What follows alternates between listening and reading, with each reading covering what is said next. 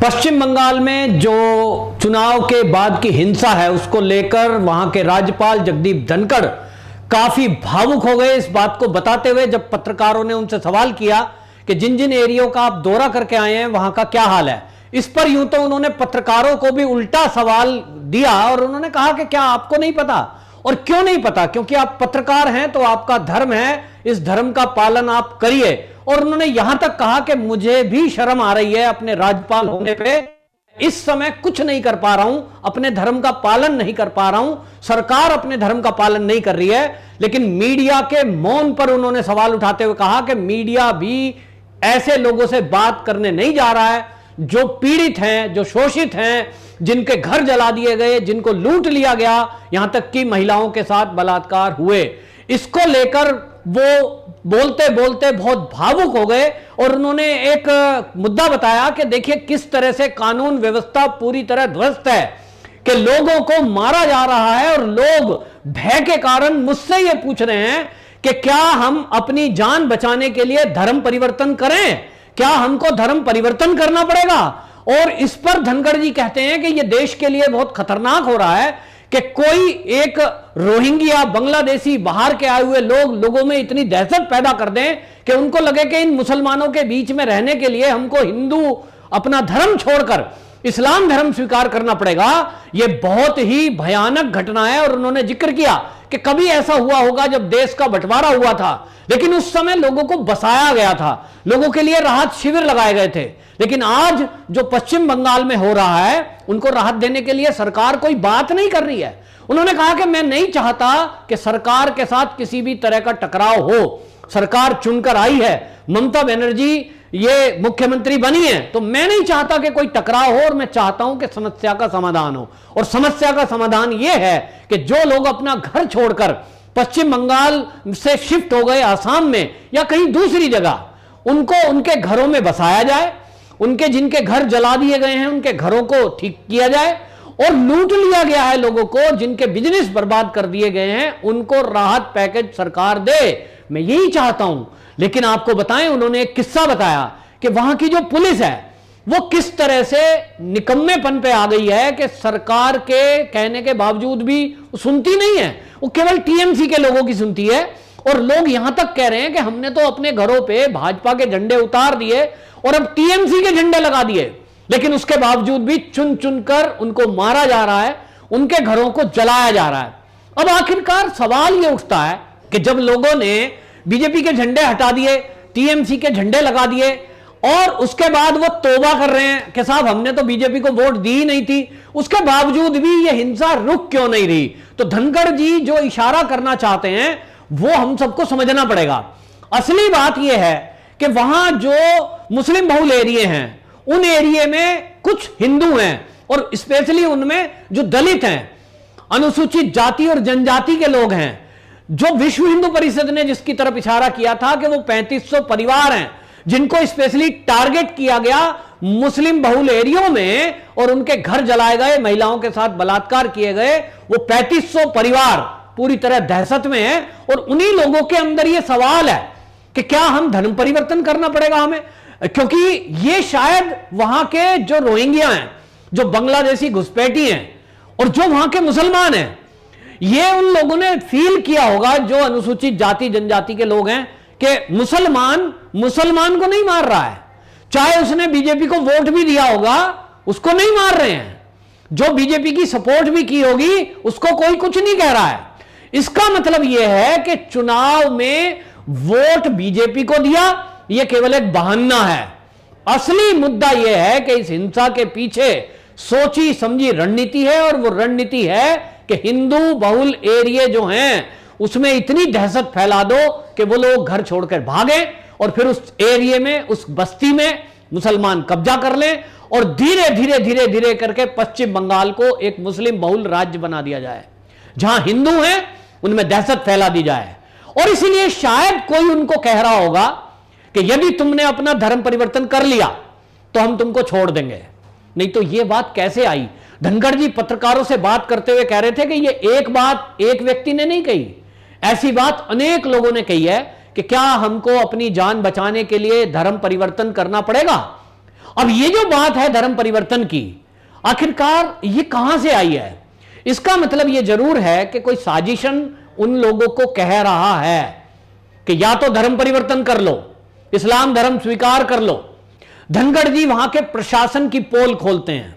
धनखड़ जी ने पोल खोलते हुए कहा, उन्होंने कहा कि जब नंदीग्राम में एक बार ममता बनर्जी को चोट लगी थी, मैं हॉस्पिटल में उन्हें देखने के लिए गया और कह रहे उस समय मुझे एक महिला मिली, एक परिवार मिला जिनके घर में एक बच्ची के साथ बलात्कार हुआ था। उन्होंने मुझे कहा कि हमारे बच्ची के साथ बलात्कार हुआ है और पुलिस हमारी कंप्लेंट नहीं कर रही है क्योंकि जो बलात्कार करने वाले हैं वो टीएमसी के लोग हैं। तो कहते हैं मैंने तुरंत जो है उस समय मुख्य सचिव और डीजीपी को कहा कि ये संज्ञान लीजिए और ये कंप्लेंट दर्ज करिए। वो कहते हैं कि मेरा आश्चर्य का ठिकाना नहीं रहा कि मैं वहां बोल के आया, उसके बाद भी एफआईआर दर्ज नहीं हुई। टीएमसी के लोग अगर हैं, कोई टीएमसी का यदि गुंडा है, कार्यकर्ता कहना उनको गलत है, अगर टीएमसी के गुंडे यदि हैं, उनके ऊपर टीएमसी का ठप्पा लगा है, तो वो चाहे बलात्कार करें, वो चाहे हत्या करें, वो चाहे लूट करें, उनके खिलाफ कोई कंप्लेंट लिखने की हिम्मत नहीं करता, चाहे वो मुख्य सचिव हो और चाहे वो डीजीपी हो। तो धनखड़ जी कहते हैं कि मैंने जब ये देखा, वो परिवार मुझसे मिला, दोबारा आके मिला कि साहब आपने तो कहा था एफआईआर हो जाएगी, अभी तो एफआईआर नहीं हुई। तो धनखड़ जी कहते हैं कि मैंने ऑनलाइन कॉन्फ्रेंस करके डीजीपी और मुख्य सचिव को फिर बोला कि आपने इस पर कार्रवाई क्यों नहीं करी, मैंने आपको वर्बली बोला था उस दिन। तो कहते हैं मुझे कहने के बावजूद 5 दिन लग गए मेरे बोलने के बाद। और सोचिए सबसे ऊपर कौन है वहां? मुख्य सचिव, उसके बाद तो मुख्यमंत्री। और क्योंकि चुनाव का दौर चल रहा था उस समय, तो चुनाव के दौर में चुनाव आयोग के हाथ में पूरी कमान थी, तो मुख्य सचिव के हाथ में कमान थी, और डीजीपी जो प्रशासन को, पुलिस को देख रहा था, इससे ऊपर कौन है? लेकिन धनखड़ जी खुलासा करते हैं और वो कहते हैं कि उन दोनों से मेरे को कई बार कहना पड़ा, कई बार कहने के बाद 5 दिन बाद वो एफआईआर हुई। इससे समझा जा सकता है कि पुलिस और प्रशासन टीएमसी के गुंडों के खिलाफ कैसी कार्रवाई करती होगी। अगर एक राज्य का राज्यपाल के बोलने के बाद एफआईआर नहीं होती, और वो भी बलात्कार जैसे केस में, सब मौन हो जाते हैं, पूरे देश का मीडिया मौन हो जाता है, या पूरे देश का मीडिया मैनेज हो जाता है कि ममता बनर्जी के खिलाफ किसी की बोलने की हिम्मत नहीं है। मैं ऐसा नहीं सोच सकता, मैं भी मीडिया को जानता हूं, मैंने मीडिया में बहुत काम किया है, लेकिन मैं ये देख रहा हूं कि क्या देश का और इंटरनेशनल मीडिया सब ममता बनर्जी से डर गया है? ऐसा नहीं हो सकता। मीडिया में तो बहुत पत्रकार ऐसे हैं जिन्होंने क्रांतिकारी काम किए हैं, वो आज भले ही अपना चैनल चला रहे हैं। वो ऐसे लोग हैं जो कोई खबर किसी के भी कितने ऊंचा क्यों ना हो, उसके खिलाफ खबर दिखाने में कभी भी डरते नहीं है। लेकिन मुझे समझ से बाहर है कि वो ममता बनर्जी के बारे में ये खबरें दिखाने से डर क्यों रहे हैं। रिपब्लिक भारत ने ममता बनर्जी के चुनाव के पहले, इस पश्चिम बंगाल के चुनाव के पहले, रिपब्लिक बंगला शुरू किया। मैं स्पेशली उनको बहुत मानता हूं, अर्नब गोस्वामी को। मैंने सोचा बंगला की खबरें आपको पूरी दुनिया में देखने को मिलेगी और रिपब्लिक चैनल अब उसको एक्सपोज करेगा जो वहां हो रहा है। लेकिन मेरे आश्चर्य का ठिकाना नहीं है कि ऐसे कई चैनल जिनको यह माना जाता था कि वो देश हित की खबरें कभी छुपाते नहीं है, वो किसी से डरते नहीं है, वो कहीं झुकते नहीं है, वो लोग भी अब मौन है। और वहां मौन है जहां एक तरफा बिल्कुल कार्रवाई हो रही है, और ये पूरी की पूरी कार्रवाई एक सांप्रदायिक हिंसा है, सोची समझी रणनीति है। और इस रणनीति में कहीं ना कहीं विदेशी तार भी जुड़ रहे हैं। ये देश के लोग केवल उनको सपोर्ट कर रहे हैं।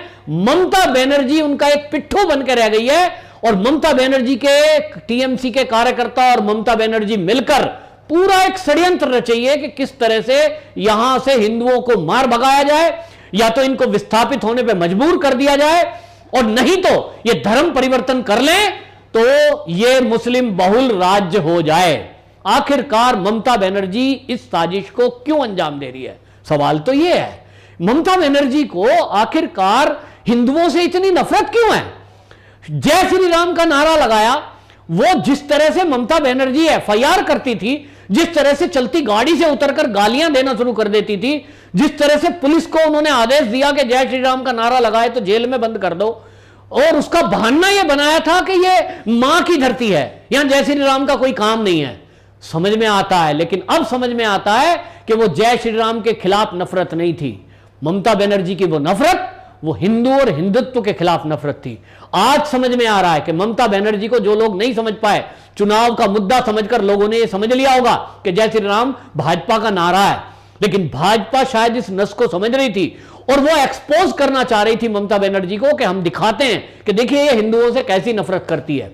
लेकिन ममता बनर्जी की उस चाल में जो उसने चंडी पाठ किए या नाटक किए, उस नाटक में जो हिंदू फंसे, आज वो माथे में हाथ मार रहे हैं कि हम छले गए हैं, हमारे साथ छल हुआ है। हम जिसको ब्राह्मण समझ रहे थे, हम जिसको मां की भक्त समझ रहे थे, वो तो जो है कलमा पढ़ने वाली कट्टर जिहादियों की समर्थक निकली।